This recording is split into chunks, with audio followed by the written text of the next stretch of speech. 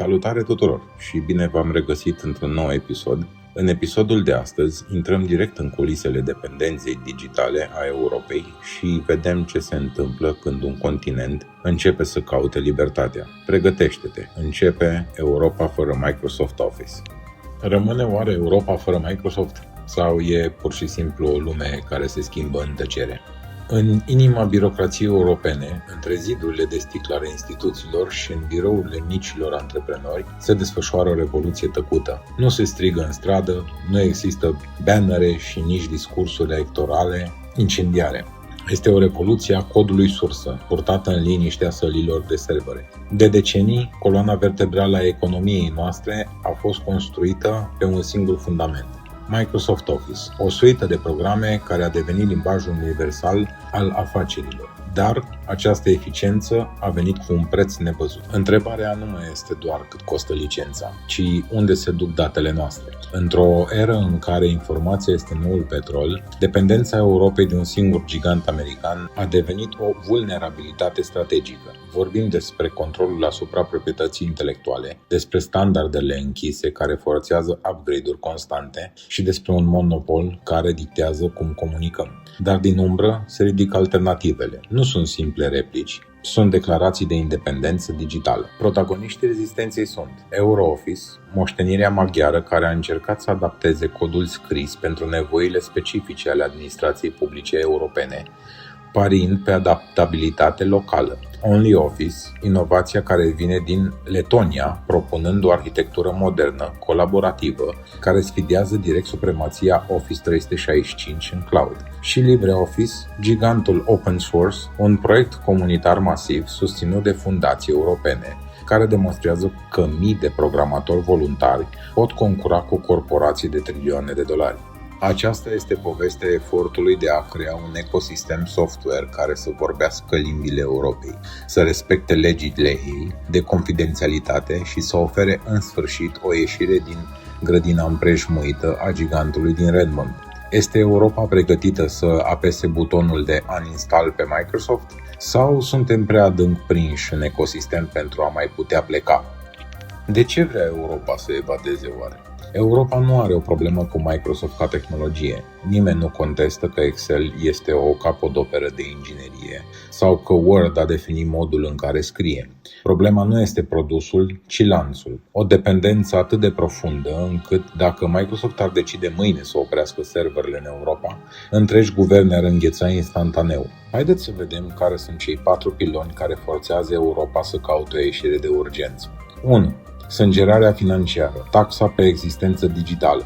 Pentru multe guverne europene, factura trimisă de Redmond nu este doar o cheltuială, ci o hemoragie bugetară. Vorbim de sute de milioane de euro care părăsesc continentul în fiecare an sub formă de licențe. În state cu bugete tensionate s-a ajuns la un paradox dureros. Bugetul alocat licențelor Office pentru funcționari depășește adesea bugetul pentru digitalizarea efectivă a școlilor și a spitalelor. Europa plătește chirie pe propriile documente, în loc să investească în propria infrastructură. 2. Spectrul supravegherii, sau cine mai citește contractul? Microsoft este o entitate americană, supusă legilor americane, precum USA Patriot Act și Cloud Act. Aceste legi permit autorităților de peste ocean să solicite acces la datele stocate pe serverele companiilor americane, indiferent unde se află ele fizic. Când un minister din Berlin sau o primărie din Paris își urcă strategiile în mediul cloud al Microsoft, apare o întrebare de securitate națională. Sunt secretele Europei cu adevărat europene? Lupta pentru alternative este, în esență, lupta pentru ca arhiva digitală a continentului să rămână sub jurisdicție europeană. 3. Dictatura formatului sau războiul extensiilor DocX. Timp de decenii, Microsoft a controlat standardul. Dacă trimiteai un fișier care nu se termina în DocX sau XLSX, erai invizibil. Acestea sunt formate proprietare, o cutie neagră tehnologică.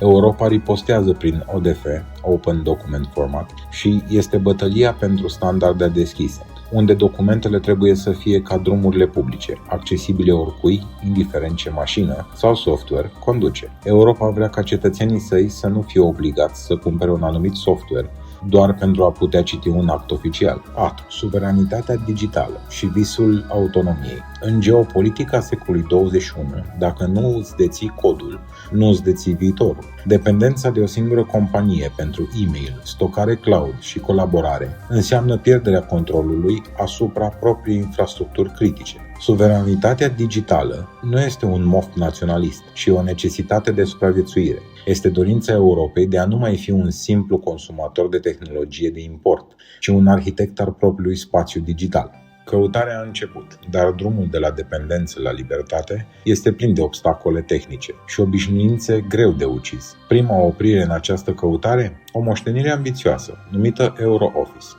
EuroOffice, experimentul maghiar.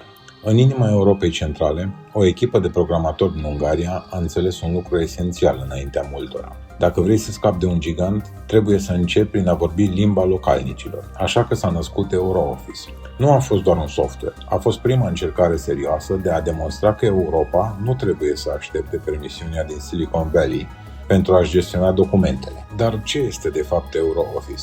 Imaginează-ți un motor robust, de încredere, cum este cel de la LibreOffice, dar tunat, special, pentru nevoile specifice ale unei administrații de stat. EuroOffice nu a încercat să reinventeze roata, ci să o facă să ruleze perfect pe drumurile europene. Acesta avea 3 aturi, și anume: localizare profundă, în timp ce marile corporații tratează limbile centrale europene ca pe niște statistici, EuroOffice a venit cu dicționare morfologice avansate și corectoare gramaticale care înțelegeau complexitatea limbii maghiare și a limbilor vecine. Adaptabilitate. Au creat plugin-uri care permiteau integrarea directă cu bazele de date ale instituțiilor publice, transformând un simplu editor de text într-un instrument de guvernare. Suport de proximitate, spre deosebire de Microsoft, unde suportul tehnic poate fi un call center anonim la mii de kilometri distanță, EuroOffice oferea asistență locală, om la om. De ce a apariat Ungaria pe acest cal? Miza nu a fost doar tehnologică, ci pur politică și economică, și anume 1. Ieșirea din capcana licențelor. Ungaria, ca multe alte țări din fostul bloc estic, se confrunta cu bugete de digitalizare limitate. Fiecare forint salvat de la licențele Microsoft era un forint investit în infrastructură locală. 2. Suveranitatea ODF. EuroOffice a fost campionul formatului Open Document, într-un stat care dorea ca arhivele sale să fie citibile și peste 100 de ani. Standardul deschis nu era opțional, ci obligatoriu. Și 3. Securitatea prin transparență. Fiind bazat pe cod deschis, EuroOffice oferea certitudinea că nu există backdoors, prin care datele guvernamentale să fie scurse către entități externe. Semnalul se poate, și anume EuroOffice nu a reușit să cucerească întreg continentul. A rămas în mare parte un proiect regional limitat de lipsa unui marketing agresiv și de inerția utilizatorilor obișnuiți cu interfața Microsoft. Dar EuroOffice a lăsat o moștenire vitală, a fost dovada conceptului. A arătat că o mână de ingineri europeni pot lua un proiect global de tip open source și îl pot transforma într-o armă de independență digitală. A fost prima fisură în zidul Microsoft din Europa de Est. Însă, în timp ce Ungaria experimenta cu adaptări locale, un alt jucător apărea la orizont, promițând ceva ce Microsoft abia începea să stăpânească. Cloud-ul. Este timpul să vorbim despre fenomenul OmniOffice. Dar până acolo, haideți să vorbim despre veteranul, rebelul, standardul LibreOffice. Dacă această poveste ar fi un film de epocă, LibreOffice ar fi liderul rezistenței. Nu este un produs creat într-un birou de marketing din sticlă și oțel, ci s-a născut dintr-o revoltă, atunci când gigantul Oracle a cumpărat Sun Microsystems. Comunitatea de programatori s-a temut că spiritul liber al software-ului lor va fi strivit. Așa că au făcut singurul lucru logic. Au furat codul, legal, prin forking, și au creat The Document Foundation. Sediul? Berlin, Germania. Inima? Întreaga lume. Codul genetic este reprezentat de independență prin design. Ce face LibreOffice să fie sfântul graal al suveranității digitale? Simplu, nu aparține nimănui. Nu există un CEO care să decidă că de mâine prețul licenței se dublează. Nu există acționari care să ceară colectarea datelor utilizatorilor pentru publicitate. Este un bun public,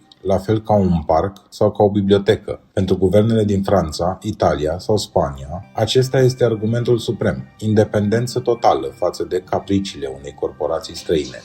fortăreața offline și standardul ODF. Într-o lume obsedată de cloud, LibreOffice rămâne campionul procesării locale. Prin confidențialitate. Documentele tale nu părăsesc niciodată computerul tău decât dacă tu vrei asta. Nativ ODF. În timp ce alții traduc documentele, LibreOffice gândește nativ în Open Document Format.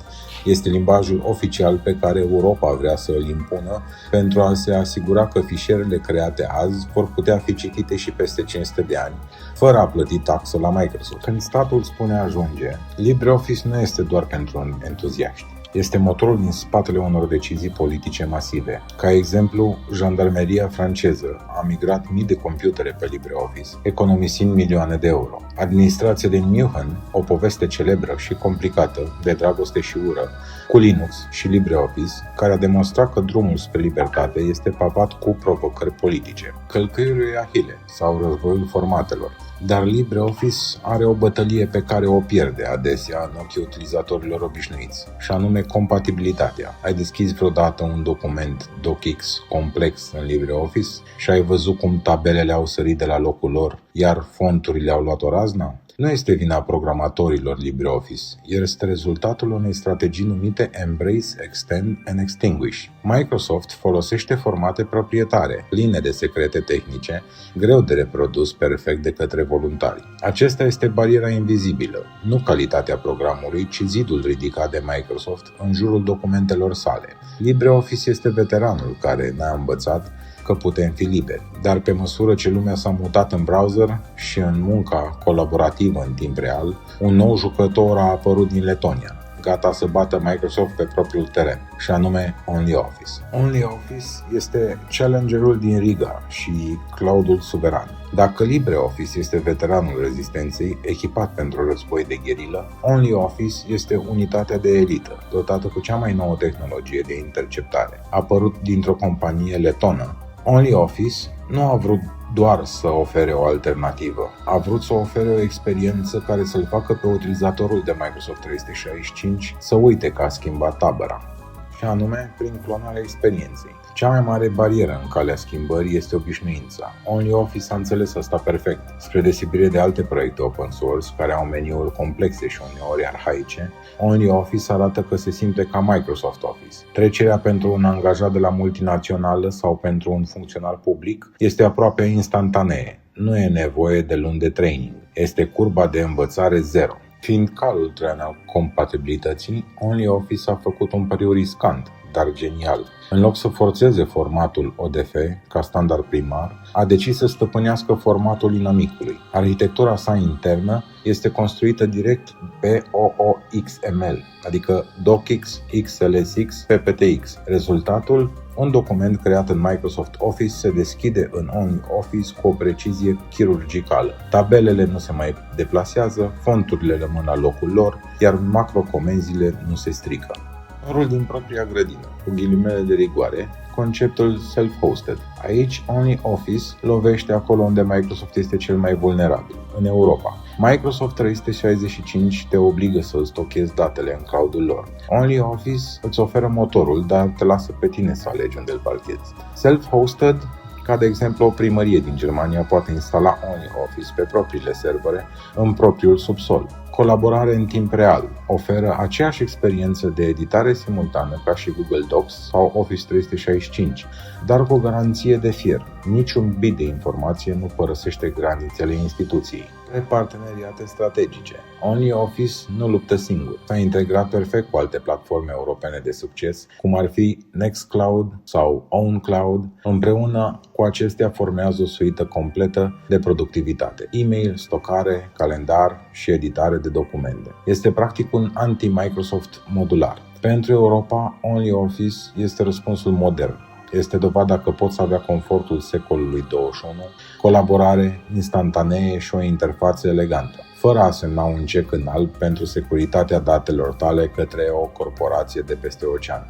Dar dacă aceste alternative sunt atât de bune, de ce nu le folosește toată lumea? De ce, în ciuda eforturilor din Ungaria, Letonia sau Germania, Microsoft rămâne regele neîncoronat al continentului? Haideți să aflăm care este arhitectura libertății și de ce contează aceste alternative. Pentru un utilizator obișnuit, alegerea între un buton albastru și unul verde pare banală, dar la nivelul unui continent, această alegere este o declarație de principii. Europa nu încearcă să elimine Microsoft pentru că ar fi un software rău, ci pentru că a înțeles că în secolul 21 documentele sunt infrastructură critică. Iată rațiunea din spatele acestei rezistențe digitale. 1. Documentul ca utilitate publică. În viziunea europeană, accesul la propriile acte nu ar trebui să depinde de un abonament lunar. Documentele statului sunt ca apa, electricitatea sau drumurile. Dacă drumurile ar fi deținute de o singură companie care ar putea decide oricând să schimbe lățimea benzilor sau să taxeze fiecare pas, societatea ar fi paralizată. Europa vrea ca drumurile sale digitale să fie publice și accesibile tuturor, fără taxe de trecere corporatiste. 2. Standardul ODF. Există o teamă reală. Ce se întâmplă peste 50 de ani? Formatul ODF, Open Document Format, este un standard internațional ISO, un limbaj universal și transparent. Spre deosebire de formatul Microsoft, care este o cetate cu ziduri înalte, ODF este o piață publică. Europa investește în aceste alternative pentru a se asigura că istoricul său digital, de la legi la contracte de infrastructură, nu va deveni un morman de date ilizibile doar pentru că o companie și-a schimbat politica de licențiere. Geografia contează. Pentru instituțiile publice, cloudul nu este un loc magic în cer, ci un computer situat undeva. Dacă acel computer este sub jurisdicție americană, datele Europei sunt tehnici sub control străin. Prin promovarea unor soluții ca OnlyOffice sau LibreOffice, Europa impune un principiu de fier. Datele cetățenilor europeni trebuie să respire aer european. Este singura metodă prin care se poate garanta protecția împotriva spionajului industrial sau a accesului neautorizat din partea guvernelor externe.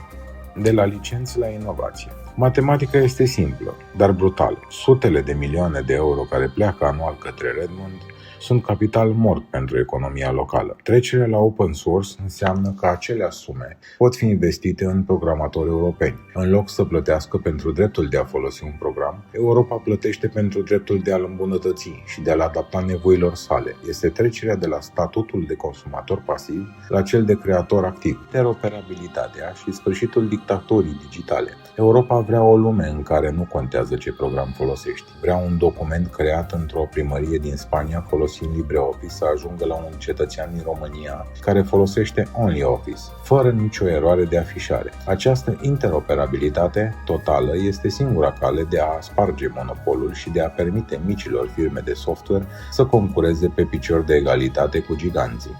Dar viziunea și realitatea se ciocnesc adesea violent. Deși motivele sunt clare, drumul spre independență este minat de eșecuri răsunătoare și de o rezistență acerbă din partea utilizatorilor. Haideți să aflăm care este triunghiul rezistenței și cine are cele mai bune șanse. Nu există o singură cale către independență. Europa a atacat problema din 3 unghiuri diferite, fiecare cu filozofia și compromisurile sale. Dacă vrem să înțelegem cine va câștiga inima funcționarului european, trebuie să vedem unde strălucesc și unde eșuează acești 3 piloni. Și anume, EuroOffice este lunetistul acestei bătălii. Nu a încercat niciodată să cucerească întreaga lume, ci s-a concentrat pe obiective precise. Punctul forte este singurul care a înțeles că o administrație locală are nevoie de unelte specifice, nu de un instrument generic. Adaptarea pentru limbile centrale europene și suportul regional l-au făcut indispensabil în Ungaria. Punctul slab, resursele limitate, fiind un proiect mai mic, a rămas în umbra dezvoltării masive a comunității globale. Astăzi este mai degrabă o lecție istorică despre importanța adaptării locale decât o amenințare reală pentru Microsoft. LibreOffice. Dacă vrei ceva care să nu te lase la greu, alegi LibreOffice. Este cel mai matur, cel mai testat și cel mai apropiat de puritatea conceptului open source. Punctul forte, stabilitatea și comunitatea. Este un proiect care nu poate fi ucis. Dacă o companie dă faliment, mii de programatori voluntari continuă să scrie codul. Este cel mai liber dintre toate. Funcționează perfect fără internet, fără abonamente și fără întrebări. Punctul slab, inerția tehnologică. LibreOffice se luptă cu fantomele formatelor Microsoft. Pentru că Microsoft schimbă constant codul din spatele fișierelor sale, LibreOffice este mereu într-un joc de șoarecele și pisica, încercând să repare compatibilitatea care se strică la fiecare actualizare a Office-ului american. Apoi OnlyOffice OnlyOffice este cel mai nou venit și cel mai ambițios. El nu se uită înapoi la cum se făceau documentele în anii 90, ci privește direct spre viitor. Punctul forte, compatibilitate chirurgicală. Este singurul care poate deschide un document complex de Word sau Excel și să-l afișeze identic, fără erori de formatare. Mai mult, este regele colaborării. În timp ce LibreOffice se chinuie în cloud, OnlyOffice se simte acolo ca acasă. Punctul slab, complexitatea infrastructurii. OnlyOffice este puternic atunci când este legat de un server. Pentru un utilizator individual care vrea doar să scrie o scrisoare offline, poate părea prea greoi sau dependent de o conexiune. Este un instrument conceput pentru echipe, nu pentru lupi singuratici. Verdictul tactic, dacă ești un guvern care vrea independență totală și are o armată de tehnicieni, alegi LibreOffice. Dacă ești o instituție modernă care vrea să lucreze în Google Docs, dar cu datele acasă, alegi OnlyOffice. Dacă ești o administrație mică care are nevoie de soluții adaptate limbii tale, cauți moștenirea EuroOffice. Cu toate aceste arme pe masă, întrebarea rămâne: de ce Microsoft încă domină 90% din piață? Răspunsul nu se află în codul sursă, ci într-un fenomen mult mai greu de combătut, obișnuința. După decenii de dominație absolută a gigantului din Redmond, ne aflăm într-un punct de cotitură. Întrebarea care plutește deasupra continentului nu este dacă Microsoft va dispărea, ci când vom înceta să mai fim prizonierii lui. Răspunsul, așa cum am văzut, nu este unul alb sau negru. Să fim realiști, Microsoft Office rămâne în acest moment cel mai bun produs de pe piață. Este cel mai complet, cel mai rafinat și cel mai important. Este limba maternă a generațiilor actuale de angajați. Pentru mulți, Excel nu este un program, este modul în care funcționează lumea. Dar bătălia Europei nu e una împotriva calității software-ului, ci împotriva lipsei de alternativă. Astăzi, pentru prima dată, Europa are pe masă un arsenal diversificat. LibreOffice stă ca o fortăreață a independenței, oferind garanția că, indiferent de geopolitică, documentele tale vor rămâne mereu ale tale. OnlyOffice demonstrează că inovația europeană poate egala eleganța cloudului american, oferind colaborare modernă fără a sacrifica suveranitatea datelor. EuroOffice rămâne simbolul adaptării locale, amintindu-ne că tehnologia trebuie să servească specificul cultural și administrativ al fiecarei țări.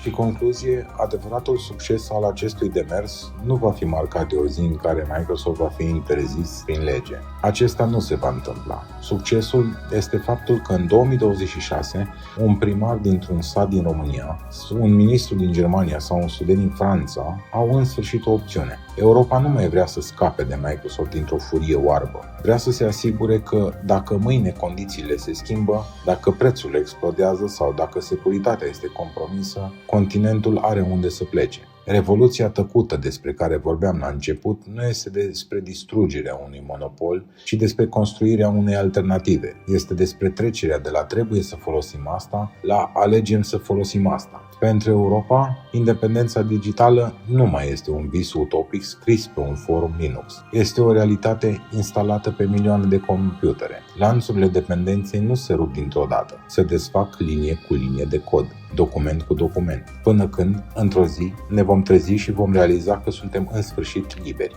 În final, după ce eliminăm straturile de cod sursă, după ce uităm de extensiile fișierelor și de costurile licențelor, realizăm un adevăr fundamental. Această poveste nu este despre software. Software-ul este doar instrumentul. Povestea adevărată este despre libertate. Libertatea de a alege. Nu mai suntem într-o eră în care așa se face, este un răspuns acceptabil. Europa a înțeles că un singur ecosistem, oricât de strălucitor ar fi, poate deveni o închisoare dacă nu ai o ieșire de urgență. Alternativa este oxigenul democrației digitale, libertatea de a controla. Într-o lume care rulează pe date, cine deține infrastructura documentelor, deține memoria unei națiuni. Să alegi un software european sau unul open source înseamnă să decizi că arhiva ta, contractele tale și ideile tale nu sunt proprietatea unei corporații, ci îți aparțin în totalitate. EuroOffice, OnlyOffice și LibreOffice, acestea nu sunt doar simple rânduri în meniul de aplicații. Sunt simbolurile unei Europe care a încetat să mai fie un simplu spectator la progresul tehnologic al altora. Sunt dovezile că putem construi, că putem inova și că putem proteja ceea ce este al nostru.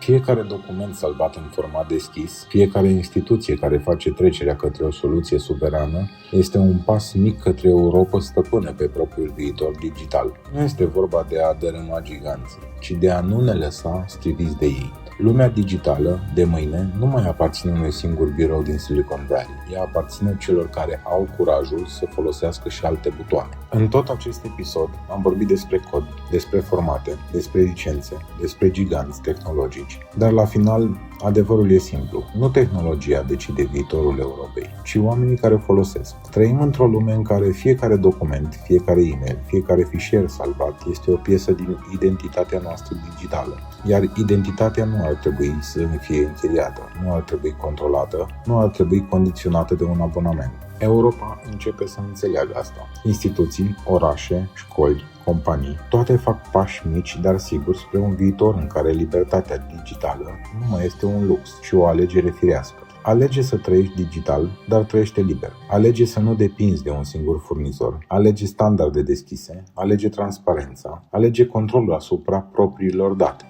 Și dacă povestea de astăzi ți-a deschis o perspectivă nouă, dacă ți-a dat de gândit sau dacă simți că această discuție trebuie să ajungă la cât mai mulți oameni, atunci apasă like, pentru că algoritmul nu înțelege suveranitatea digitală, dar înțelege engagement.